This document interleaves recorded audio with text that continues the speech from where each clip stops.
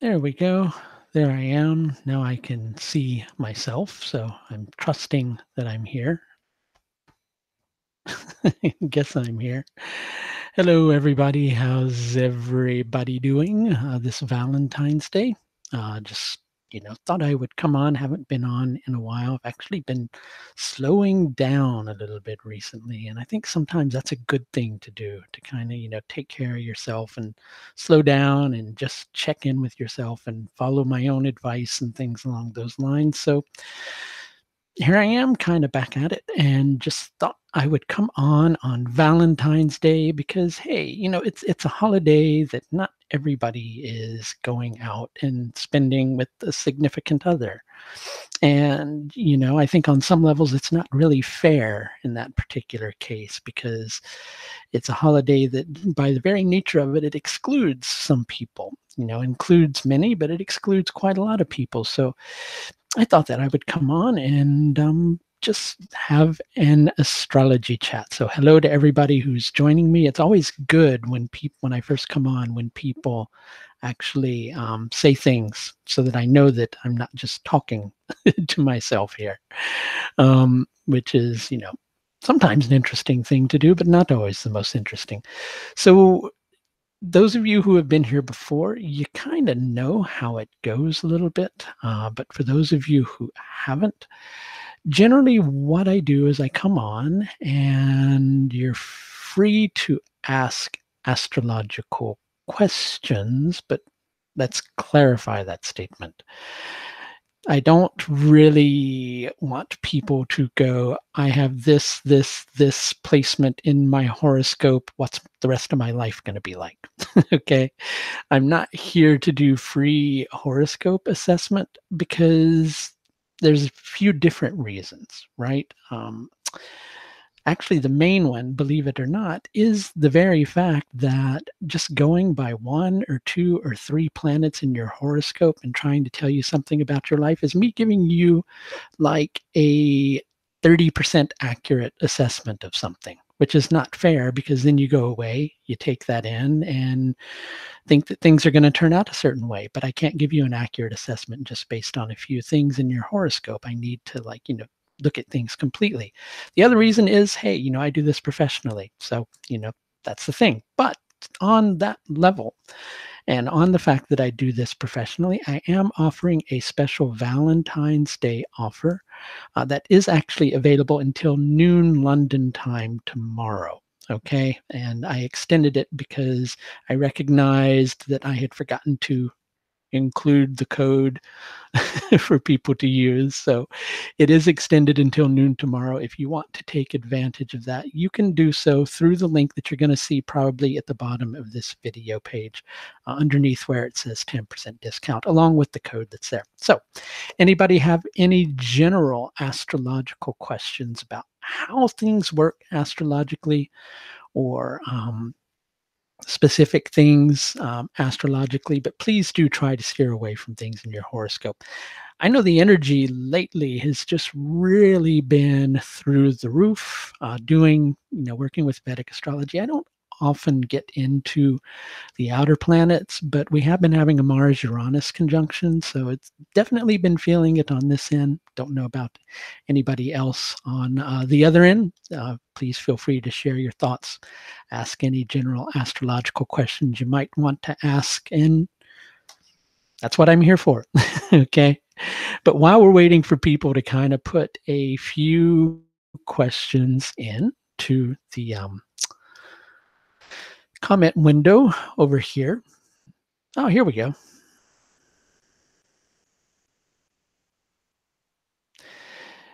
Every astrologer is going to tell you different things in terms of what is most important. I think, really, in terms of the question that you're asking, which is, what is more important, ascendant or Chalit Kundali?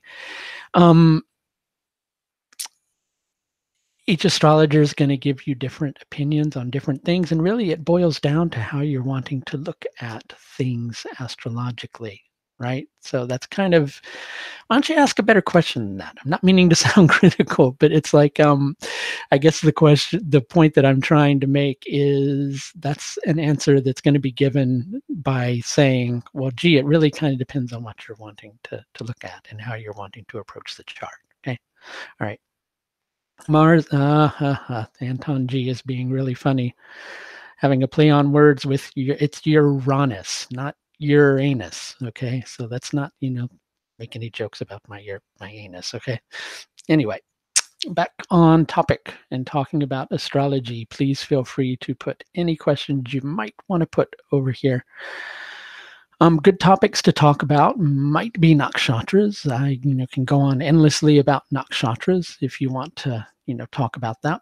While we're waiting for people to put things in the chat window, like I was kind of saying before, but was addressed somebody's question instead, is that I do have a few approaching courses that are coming up in March. For those of you who like to learn astrology, I'm going to be doing a planetary yogas webinar course that's going to last for 44 weeks. On this course, we'll learn how to properly qualify planetary yogas using a special mathematical formula, as well as many of the best yogas to work with. This is nearly a year-long course. Also, later on in March on the 23rd, I'm going to be starting a medical astrology webinar course, another 44-week course. We'll learn how to judge wellness in the horoscope, whether it be yourself or looking at somebody else's horoscope, combinations for mental health or mental illness, all sorts of things, and how to best work with those things. And in addition to that, a concrete prediction course using Rashi Dashas and Vimshotri Dasha in combination with each other. Those are all listed on my website, as well as, if you look further down in the video, the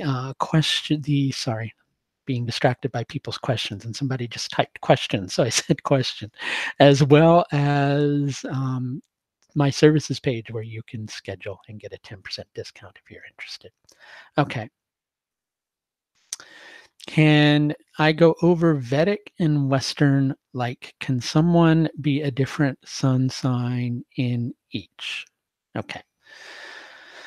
That's a good question. I think what you're trying to say is there any real energetic foundation to someone being a different sun sign? Well, but we're opening up a whole can of worms there, and I don't mind opening up that proverbial can of worms, but let's go into that for a moment. Okay, so we look at the sky, right? Interesting thing is, like, if you look at a sky that's blue, most people might agree that that sky is blue, and then somebody else might look at it and go, no, it's cerulean, or no, it's kind of what's the phrase I want to use? Hints of lavender in it. So we all see things differently. Okay.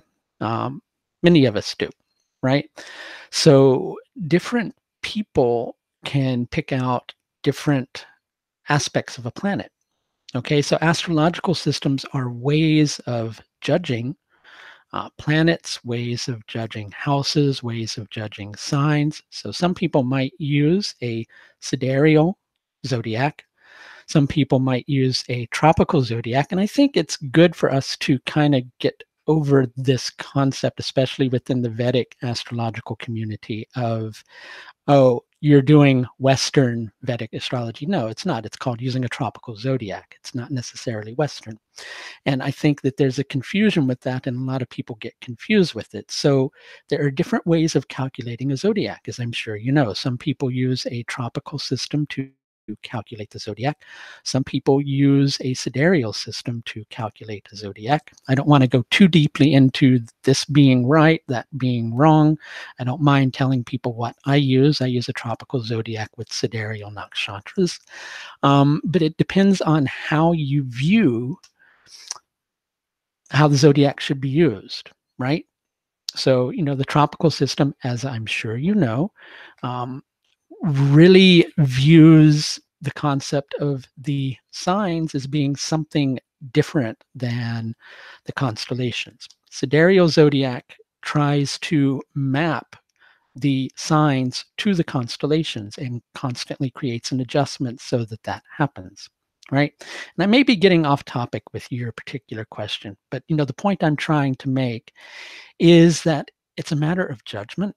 So really, unless we went out to the sun and we were able to kind of really from a space perspective, and even from that perspective, it's going to be off, judge what that sun is close to. If we're using constellations, like what constellation is in the background of it, you're going to have a different perspective on it when you get up into space, right? You'll see it differently. Here on the Earth, you see it from one perspective. If you could even judge the sun's movement against the constellations, which you can't. So I guess the answer to that is different systems will give you different interpretations, but both may be able to provide you with information that is appropriate for your particular horoscope. When it comes to prediction, I think that we're looking at different things, different techniques, different astrologers. What works well for one astrologer may not work well for another astrologer. And so it becomes a completely different question. So your question in fullness was, can somebody be a different sun sign in each? Well, yes, because they're different ways of carving up the sky, right? So I hope that that answered your question. If it didn't, please feel free to clarify what you might have been asking with that a little, and I'll try to answer that. Let's see what other questions we've got here. Let's see what we've got going on. Many malefic planets in the D1, but all benefic in D9. I think maybe what you're trying to say is I have a lot of planets in inimical Rashis in the D1, but in friend sign in the D9, because we're always going to have an equal number of gentle planets and cruel planets, or malefic planets and benefic planets, regardless of which Varga chart we're looking at. So did you mean planets in enemy signs or planets that are difficult to deal with? So can you please clarify? Okay.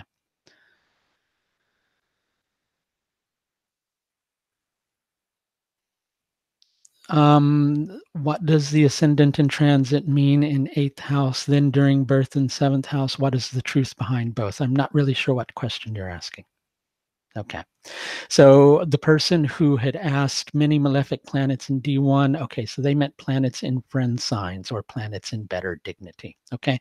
Dignity is a concept that I think gets misconstrued, and dignity is something that we have to really, what's the phrase I want to use? Work with on or engage with on a simple level when we're first learning astrology in order to determine a planet's strength or its weakness. But a good way to really understand planetary dignity is to relate them to the deep Tadyavastas, of which almost every single deep Tadyavasta is related to a planetary dignity, with the exception of a couple, which one is Kopi Avasta, which is when a planet is joined with the sun. The other is Vikala Avasta, which is when a planet's joined with another cruel planet. Okay, but all the rest of them are associated with particular planetary dignities. So the planetary dignity determines how a planet feels as it goes about fulfilling its responsibility, and subsequently, as a result of that, how that planet is going to make the individual feel as that planet is going about fulfilling its responsibilities. So a planet that's in an enemy sign can make a person feel miserable as it goes about fulfilling its responsibilities. But that doesn't necessarily mean that that planet won't be productive. It just means that as that planet is being productive and helping the individual to do something, then it's making the individual feel miserable in the process. So in answering your question about different placements in the Rashi chart, as in the Navamsha chart. Navamsha chart, one of the functions of it is to determine the level of meaning that we get from our life, right? The Rashi chart is the life path, okay? The Navamsha chart on a certain level is the meaning or the eventuality of that life path on a certain level. So we can have a difficult life path, but get a lot of meaning from it. Or we can have a difficult Navamsha chart where we feel like there's little meaning, but we get a really strong Rashi chart, right? So different Vargas are going to bring different things to the surface. Okay, so just a reminder to those of you who are here, I am offering a Valentine's Day offer on all astrological services, a 10% discount. If you use the discount code, which I'm going to type in the chat window for everybody, along with the link, just so you have it handy. The discount code is this, Val All, which means all for Valentine's Day. So Val all uppercase letters. Okay.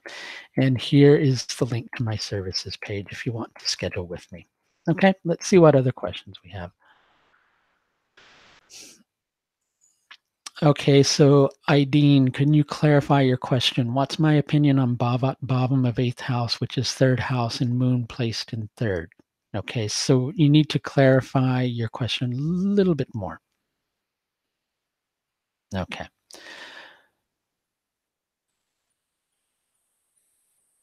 With Saturn Ketu conjunction, Mahadasha of Ketu, Saturn, or Rahu, etc., will be far more complicated. Not necessarily. It depends on the strength or weakness of the Saturn, right?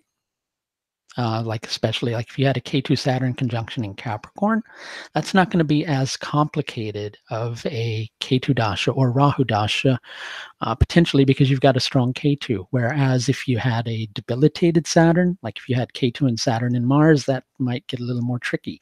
Or if you had K2 and Saturn in the 6th house or the 8th house or the 12th house, that might get a little more difficult. Or if you had K2 Saturn conjunction in Aries and you had Mars placed in the 6th, 8th, or 12th from K2, that could make it a little more tricky. Or if you had Mars placed in the 6th, 8th, or 12th from the ascendant, that could make it a little more tricky, right? These are all things that you can kind of think about. Okay. If you're interested too, I do have some pretty extensive information on the nodes on my Clarifying Rahu and K2 course, which again is on my website. You can like purchase parts of that course at like $49 per part and download like 6 classes at a time to watch for like $49. Okay. So let's see. With somebody saying they meant transit 2019. With Saturn K2 conjunction, Mahadasha of K2, Saturn, or Rahu, etc., will be far more complicated. No, it's still not by necessity going to be far more complicated. It's going to be more prominent, right? And you're onto something very astute there. So it's good that you're picking up on that, which is, and I've voiced this in previous YouTube appearances too, which is that transits tend to operate most intensively within the jurisdiction of dashas, right? So in other words, if you've got like a 12th house transit going on and you don't have any planets that have like a 12th house agenda in any of the dashas that you're working with, that 12th house transit, even though it will still be felt, is not going to be as prominent or as intense as it will be if you're in a period where there are 12th house factors being activated. Okay, so it's not by the nature of it just going to be more complicated. It depends on several different factors, such as if you're in the Mahadasha of K2, strength of K2's dispositor in your chart, strength of Saturn, all those things, they have to be taken into consideration. Okay, that's why it's never as simple of a matter of all of you on your end just typing your planetary placements in your chart and wanting me to give you predictions, because there's so many different factors you have to weigh in on. Okay. All right, let's see what we've got here.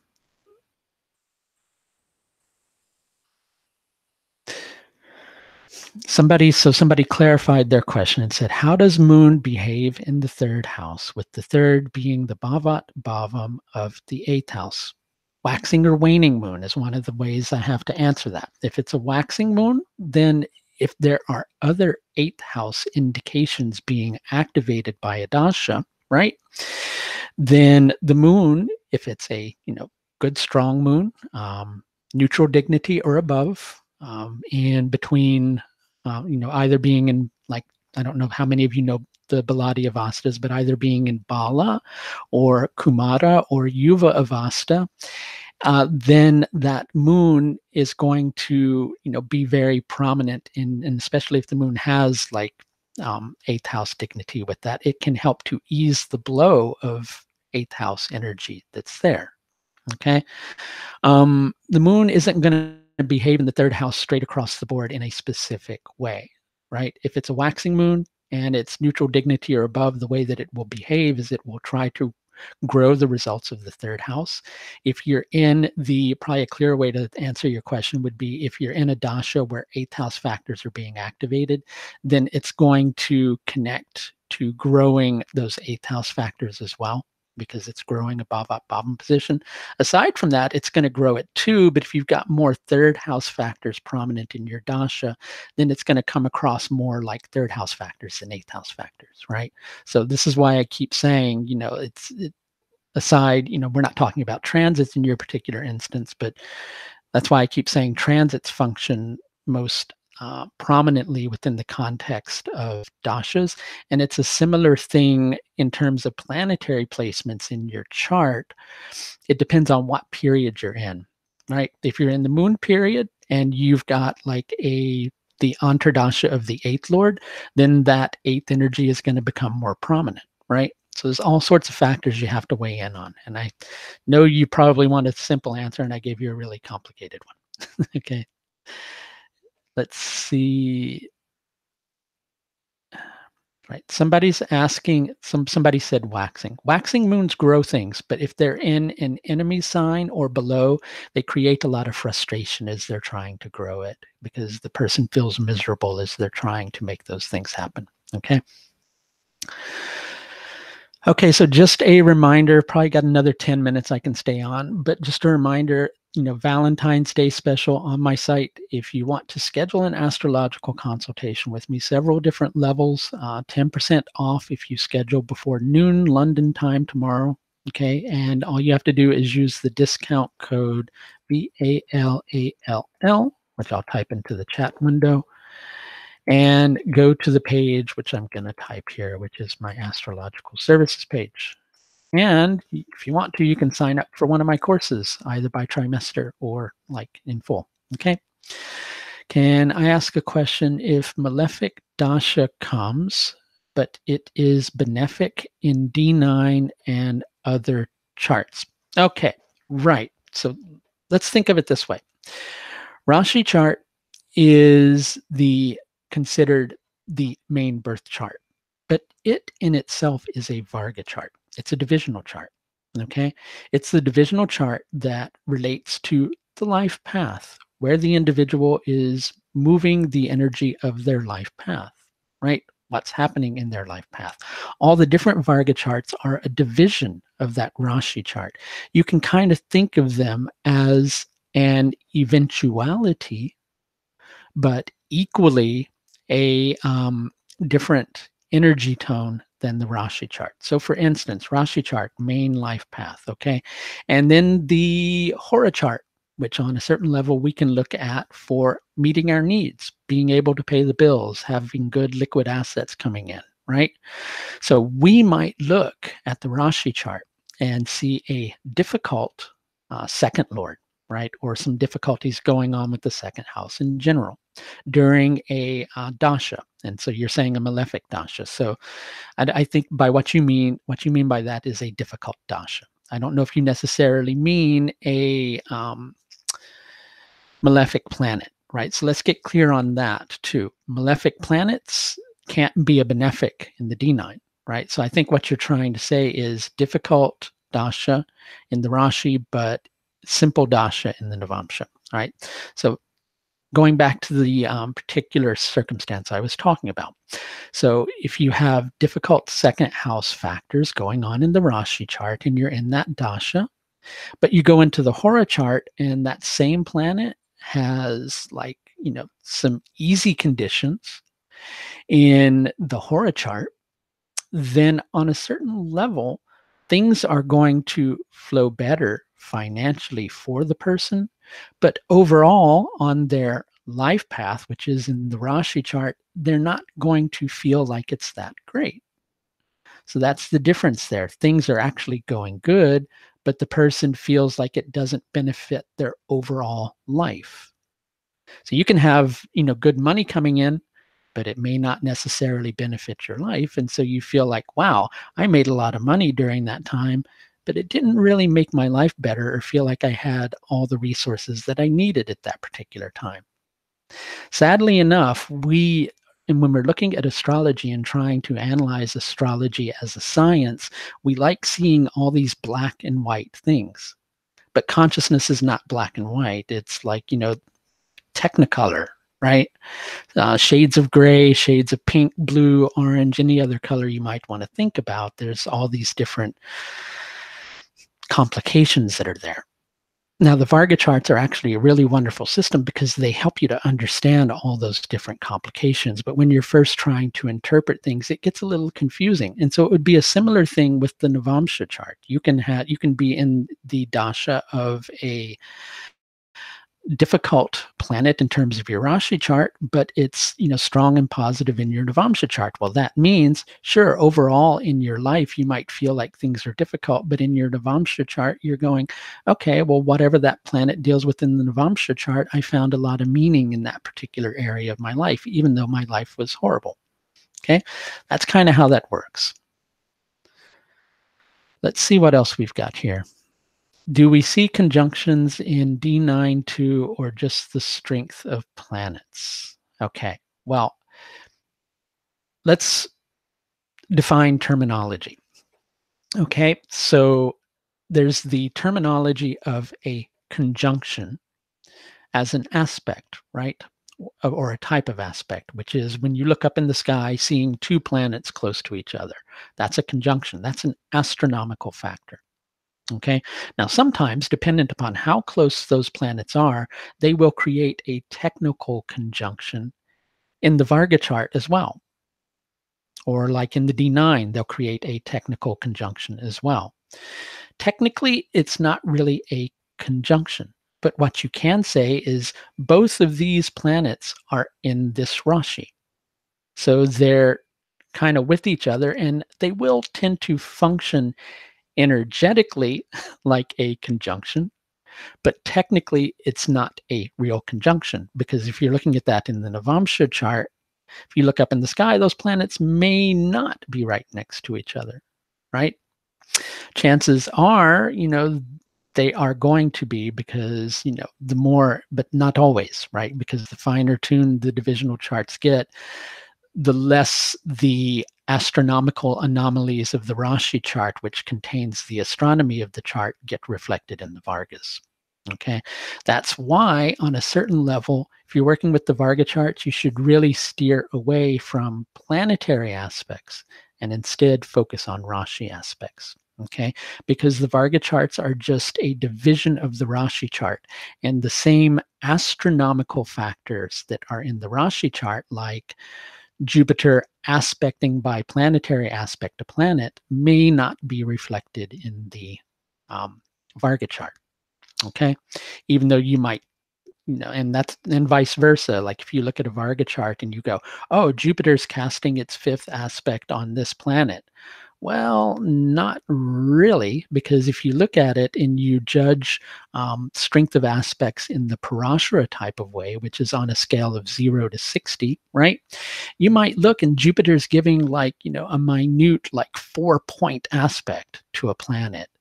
And you're looking at that in the Varga chart and you're going, oh, Jupiter's giving a full aspect to this planet. That's going to create some strength there. And then you expect a certain result, only you don't get it. And that's because in the Rashi chart, Jupiter's not really aspecting that planet. Okay.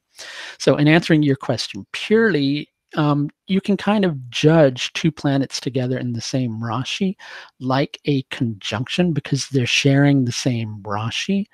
But, in using Rashi aspects, that would equally be correct as well. Okay. All right. Let's see some of the other questions that we have. Okay. And again, a reminder. Hello, Paula Walla. Thanks for joining in. Lagna changes in transit. Well, that kind of means that where you're at, that particular energy becomes prominent. Sometimes you'll see certain things, like especially the more astrology that you do, where the ascendant will be transiting a certain point in the person's chart. Quite often, it's a good time to talk about that particular factor of the person's life because it's something they're going to be focusing on at that particular time. So, really, it just means what sign is prominent where the person is. And if that particular sign relates to a point in their chart, that's a point that's perhaps good to talk about, especially if the dashas are showing that that's a point that's good to talk about. Okay. If you get married and you have a bad Rashi but very good D9, what will happen? Well, number one, it depends on the state of your Rashi. And just so you know, nobody has a bad Rashi, right? Everybody's chart that they have is what they have because it's who they're meant to be. And that can only be good for them as an individual. So there's no such thing as a bad Rashi. There may be a challenging Rashi, right?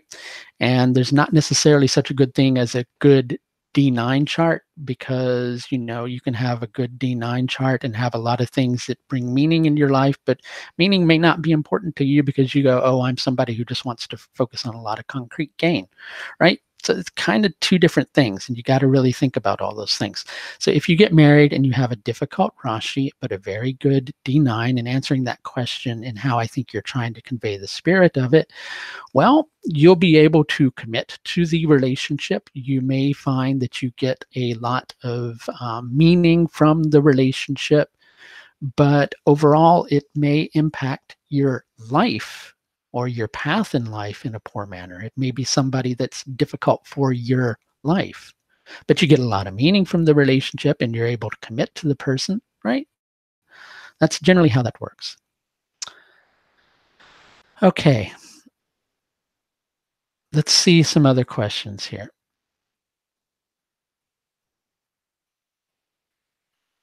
Yeah, somebody got it. So ascendant 15 degrees Scorpio, Scorpio moment, Scorpio in 8th house. So that's why I'm having astro time. Bingo, right? Okay. So do we see Aruda Lagna in D9? Well, yes, you can, but I think a lot of people misunderstand the Aruda Lagna, and people tend to focus on how the Aruda Lagna is the Lagna of the illusionary self, which that's not really what it's about. The Aruda Lagna is something called the Lagna Pada from a Jaimini perspective. And the Padas for certain signs and certain houses represent the eventuality of that sign or that particular house. Okay. So the Aruda Lagna is kind of like the eventuality of the ascendant, right? So, something you could do in order to understand the self, especially if you understand Rashi aspects, is to look at the Atmakarika, see what's influencing the Atmakarika. Okay. Then look at the ascendant, see what's influencing the ascendant, and then look at where the Lord of the ascendant is placed and influences to it. And then look at the Lagnapada and look at influences to it. What you're getting with that is with the Atmakarika, you're getting the self. With the ascendant, you're getting the manifestation of the self. With the Lord of the ascendant somewhere and the influences to it, you're getting the self in action. And with the Lagnapada, what you're getting is the eventuality of all of those factors, right? That's a good way to understand it. Everybody who's asking yoga questions, the reason I don't answer yoga questions here is you really have to qualify yogas, and that's what I'm going to be teaching on my Planetary Yogas webinar course, right? Because if I told you what yogas create this and that, you would run away and go look at a chart and go, oh, it's going to create this and it's going to create that. And then you go and you look at all those planets being, later on find out that they're somewhat weak in their capacity to produce those results. And you find those things don't really manifest to the extent as you might like for them to. So you really have to know how to qualify planetary yogas properly. Okay. So I don't want to go too deeply into planetary combinations because I don't want people going away looking at horoscopes and going, oh, well, this person's going to be like that, or they should be like that, but they're not. right? Like if somebody's asking, what about spirituality? What are yogas for a guru? Well, if you look at Charles Manson's chart, he has a lot of those, right?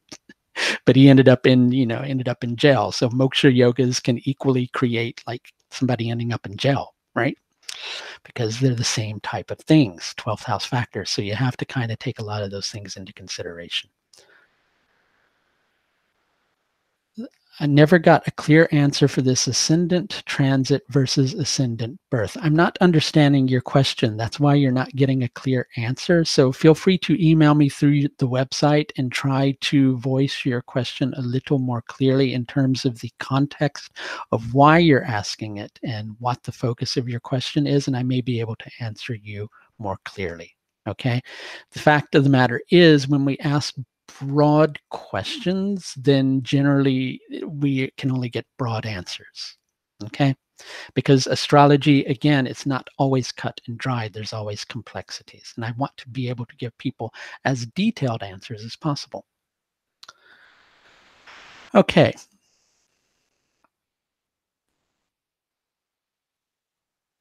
Um, Generally, on many levels, it is better to have malefics in Dushtana houses. Benefics in Dushtana houses, it can create a lot of difficulties for those particular planets. But if those planets are productive and strong, like in good Baladi Avastas and things like that, and in decent dignity, it can make that experience of going through that difficulty a little bit easier.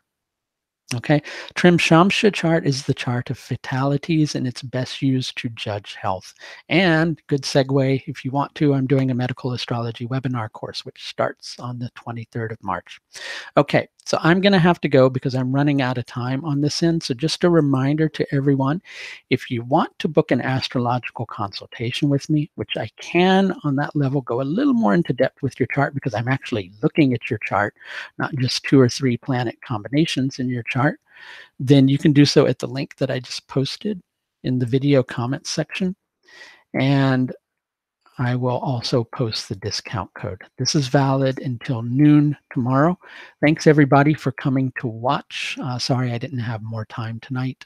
And I'll talk to you all the next time I have an opportunity to connect. Bye now.